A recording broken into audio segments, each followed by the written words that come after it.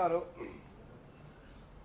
ఈరోజు బెట్టింగ్ వ్యవహారం పైన హైదరాబాద్ మాదాపూర్ పోలీస్ స్టేషన్లో, పంజాగుట్ట పోలీస్ స్టేషన్లో కేసులు పెట్టి ప్రముఖ సినిమా యాక్టర్కి అందరికీ నోటీస్ ఇచ్చారని చూశాను.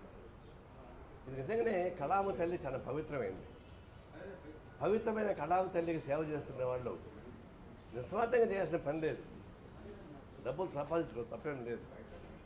గతంలో ఉన్నటువంటి అల్లూరు రామరాజు లాంటి వాళ్ళు కూడా నేను పనిచేశాను. అంటే కళామ తల్లి ద్వారా వచ్చేటువంటి పాపులారిటీ, దాంతో డబ్బులు వస్తున్నాయి మీకు.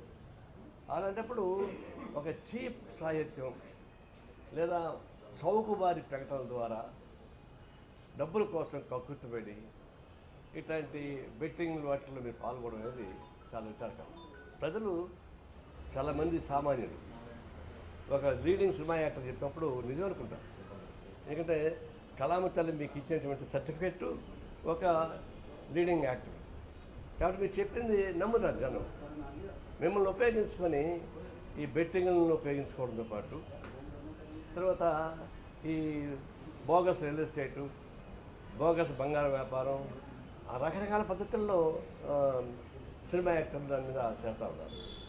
ఇప్పుడు దీనిలో కొంతమంది ఏమంటారు, తెలియక చేశానని చెప్పేసి ఒక ఆయన అంటున్నాడు. చట్టపరంగా ఉంది కాబట్టి నేను చేశాను అంటున్నాడు. ఏం చట్టం? పనికిమాలిన చట్టం. చట్టం వేరు, నైతికత వేరు. గుట్కా కూడా ఇది ఆహార వస్తువులు ఇది ఒకటని చెప్పేసి ఒక పనికిమాలిన జడ్జిమెంట్ ఒకటి వచ్చింది. దాని దృష్టిలో పెట్టుకొని పాన్ పరాక్ ఇవన్నీ తయారు చేసి అమ్మేస్తూ ఉన్నారు. చాలా హీనాతిహీనమైనటువంటి పాన్ పరాక్ లాంటి వాటికి కూడా సినిమా యాక్టర్లు అడ్వైజ్ చేస్తున్నారు. దాన్ని తిని ఎంజాయ్ చేస్తున్నారు పనికిమాలిన వాళ్ళు. దీన్ని చూసినప్పుడు సాంఘిక అరాచకంతో కూడుకున్నటువంటిది, సాంఘిక హింసతో కూడుకున్నది, అనైతిక విలువతో కూడుకున్నటువంటి అంశాలపైన మీరు ఎందుకు మీ పాపులారిటీ ఉపయోగిస్తున్నారు? కేవలం డబ్బులు అంటే మీకు డబ్బులు ఇచ్చారు కదా, జనం సపోర్ట్ చేశారు, మీకు డబ్బులు ఇచ్చారు, ప్రతి సినిమా యాక్టర్ బ్రహ్మాండంగా అనుభవిస్తున్నారు. కొంతమంది సినిమా యాక్టర్ రిటైర్ అయిన వాళ్ళు మామూలు యూట్యూబ్లో యాక్ట్ చేసుకుంటున్నారు, సీరియల్స్ యాక్ట్ చేసుకుంటున్నారు. చేసుకోండి, అనేక సీరియల్స్ వస్తున్నాయి, దాన్ని చేసుకొని పోయి ఎందుకు పాడుపుత్రులు పని చేస్తున్నారు? ఇప్పుడు దాకా జనం చేత మెప్పించబడి ఇలాంటి చేస్తున్నప్పుడు ఎంతమంది ఆత్మహత్య చేస్తున్నారు బెట్టింగ్ నహర్.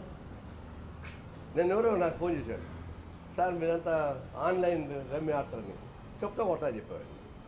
పేరు కూడా తెలియదు.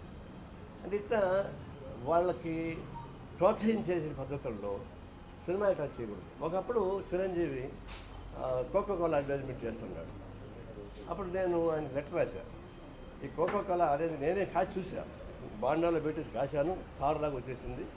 అయ్యే కోకోకోలా తాగడం వల్ల అది అనారోగ్యం, పిల్లల్ని చెడగొడుతున్నావు, చిల్డ్రన్స్ డే సందర్భంగా ఈ లోపల ఆపకపోతే ధర్నా చేస్తానని చెప్పి ప్రకటించాను. చేస్తే సాయంత్రానికంతా అల్లు అరవింద్ గారు నాకు ఫోన్ చేశాను. ఏంటి నారాయణ చిరంజీవి పైన బాంబులు వేసేవాళ్ళు. నేనేం వేయలేదని అంటే ఏమిటంటే మేము చేసే అడ్వైజర్ వచ్చే డబ్బులు ఈ చిరంజీవి రక్త నిధి ఉంది కదా, దానికి ఖర్చు పెడుతున్నాం, దానివల్ల ఉపయోగపడుతున్నాడు. అడుసు తొక్కనేలా, కాలు కడగనేలా, రక్తం చెడగొట్టడానికి మీరు దీన్ని ఉత్సాహపరిస్తే చెడిపోయిన రక్తానికి మనం బాగు చేయడానికి మీరు ఖర్చు పెడతారా? ఇదేం అన్యాయం ఇది అని అంటే మరుసటి రోజు ఫోన్ చేశాడు, మాకు 3 నెలలు టైం ఇవ్వు, ఎందుకంటే ఆల్రెడీ అగ్రిమెంట్ ఉంది కాబట్టి సాధ్యం కాదండి. కరెక్ట్గా 3 నెలల తర్వాత ఆపేశాడు. మన చిరంజీవి ఎప్పుడు కోకోకోలాకి చేయలేదు, ఎంత డబ్బులు ఇస్తా కూడా. అట్లా ఉండాలి, ఉంటే స్పిరిట్. ఇదేంటి పనికిమాలిన వ్యవహారం? కాపాడుకోవడానికి ప్రయత్నిస్తున్నారు. అదేమంటే చట్టబద్ధం ఒకడంటాడు, నాకు తెలియదు, ఇంకొకటి తెలియదా?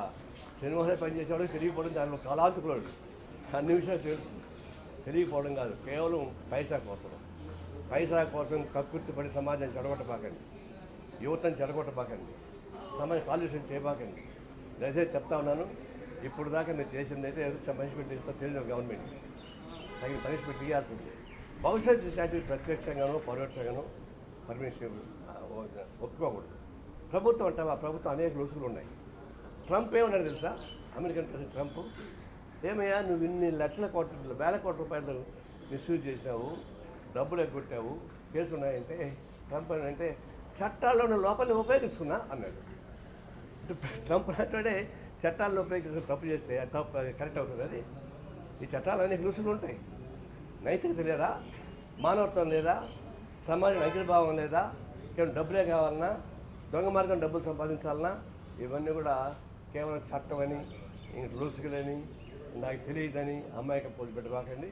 తక్షణం అన్ని రకాల అడ్వర్టైజ్మెంట్స్ నేను చెప్పేదంటే అన్ని రకాల అడ్వర్టైజ్మెంట్స్ దాన్ని ఆపమని చెప్పేసి నేను మీకు కోరుతాను.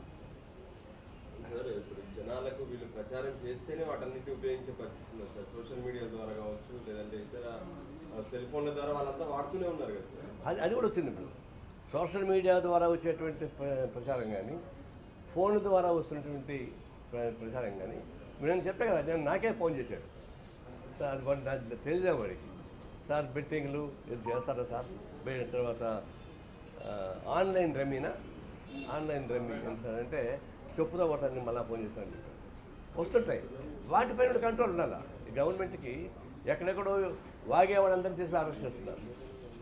ఊరికి కొత్త వాగుతారు చూడు, ఆ వాగేవాళ్ళ మీదే కేసు పెడతారు గవర్నమెంట్ శాఖ, ఏపీ గవర్నమెంట్. చేతలతో పనిచేశారు చూడు, అనేక criminals activities, money laundering, mafia gangs, mines mafia, liquor mafia, హత్యలు, ఇవన్నిటిలోకి పోవడంలే. కేవలం పోసానేది వాగాడంట, ఇంకోటి ఇంకేది వాగాడంట, ఆ వాగిన దాని కేసు పెడుతుంది. అది వాగాడం మీకు కేసు పెట్టడం కాదు. ఆచరణలో ఎవరైతే క్రైమ్ చేస్తున్నారో, ఆర్థికంగా ఇబ్బంది పెడుతున్నారో, ఏమని 2 days శాండ్ మాఫియా జరుగుతూ ఉంది, లిక్కర్ మాఫియా జరుగుతూ ఉంది. వాటిపైన మీరు యాక్షన్ తీసుకోకుండా ఎవరో అన్నారంటే అది కాదు. కానీ అయితే సోషల్ మీడియా యాక్షన్ తీసుకోవాలి. సోషల్ మీడియా అతీతం కాదు, పట్టుకోవడం పెద్ద కష్టమేం కాదు. దానిపైన కూడా చర్యలు తీసుకుని బెట్టింగ్ని కొన్ని రాష్ట్రాల్లో అనుమతించడం, కొన్ని చోట్ల చట్టపరమైన వెసులుబాట్లు ఉండడం, దాన్ని ఆసరా చేసుకుని ఇవన్నీ చేస్తున్నారు. దేశవ్యాప్తంగా ఒక చట్టం బెట్టింగ్ని నిషేధించేదేమన్నా డిమాండ్. అదే చట్టం అంటే మన భారతదేశంలో ఏ చట్టం పెట్టినా దాన్ని డొంకలు పోసేటువంటి ఒక సందు పెట్టారు. మీరు భూ సంస్కరణ చట్టం పెట్టారు, దాన్ని చాలా సందులు పెట్టారు, ఎక్కడ నష్టం జరగలేదు. అంటే గుట్కా ప్రమాదం అన్నారు, ఆ గుట్కాను ఆహార వస్తువుగా కోర్టు ప్రకటన చేసుకొని అదేమంటారు దాన్ని పాన్ పరాగ్ దానిలో ఉపయోగించుకుంటున్నారు. చట్టాలు అనేక రోజులు ఉంటాయి, కానీ నైతిక తెలియదు మనకి. కానీ గవర్నమెంట్ ఏం కూడా ఏంటంటే ఆ చట్టాలను కూడా ఎందుకు మీరు ఉపయోగిస్తున్నారు? మహిళా బిల్లు వచ్చింది, ఎందుకు అమలు చేయకపోతారు? ఇట్లాంటివి ఒక మంచి చట్టం చేసేటప్పుడు కొన్ని లుసులు ఉంటే ఆ లుసులు ఉపయోగించుకొని దారి ఇవ్వకూడదు. అది ఇది కూడా అంతే. వాళ్ళకి కోర్టుకు పోవచ్చు, స్టే తేవచ్చు, but we should not accept it.